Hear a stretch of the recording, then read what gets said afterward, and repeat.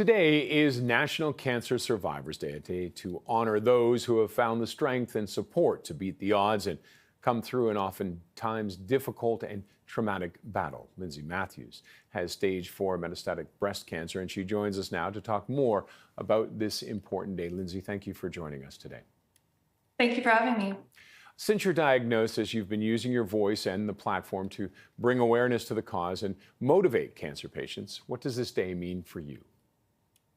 Well, National Cancer Survivors Day was important because a few years ago, I was considered a cancer survivor. I had beaten the odds, gotten through early stage breast cancer. And, at that time, I was just trying to figure out how to acclimate back to a regular life.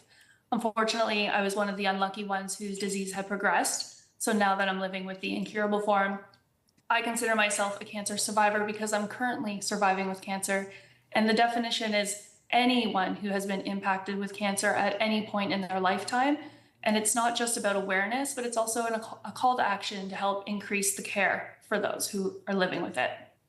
What were your thoughts when you were first told you had cancer the first time?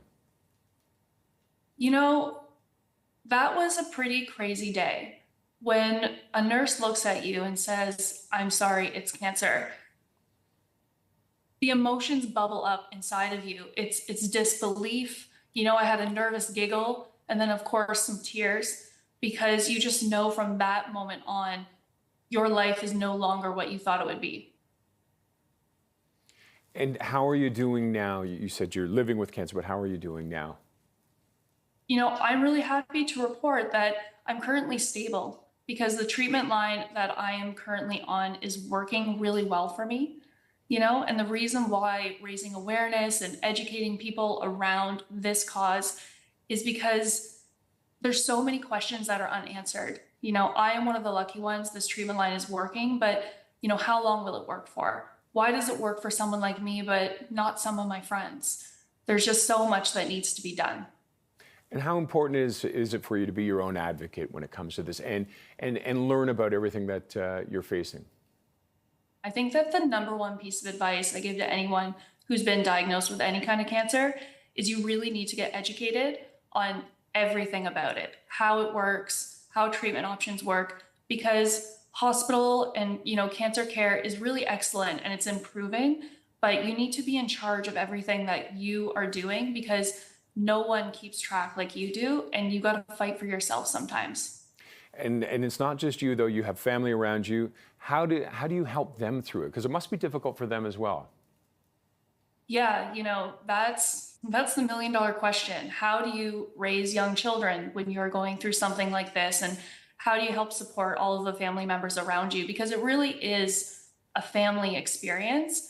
And I believe that you need to be as honest as possible, and you really need to lead by example. So my children are watching me battle this every single day. And I want them to see me continuing to live life to its fullest. So I swear, we have more fun than we've ever had. But all of a sudden, what matters is really noticeable. And you just focus on that and help them through. Now, will they be joining you? You're doing the Princess Margaret Walk to conquer cancer. Will they be joining you? And tell us a little bit about that before we go. We're almost out of time. Sure, yeah. Well, I'm really excited I really wanted to get behind something bigger than me this year. And I chose the Walk to Conquer Cancer with the Princess Margaret because, they are the leading hospital when it comes to cancer research and clinical trials. And since it started, they've raised over $190 million. The best part is you get to choose which cancer your fundraising efforts go towards. Me and my family, we'll all be raising money for breast cancer. But my kids watching me do something like that, they're a little young to participate, but watching me do something, it's the legacy I want to leave, which is when really hard things happen, it's how can we squeeze as much good out of it as we can? Lindsy, thank you very much for sharing your story with us today. We appreciate it. Thank you so much for having me. Lindsy Matthews is living with stage 4 breast cancer.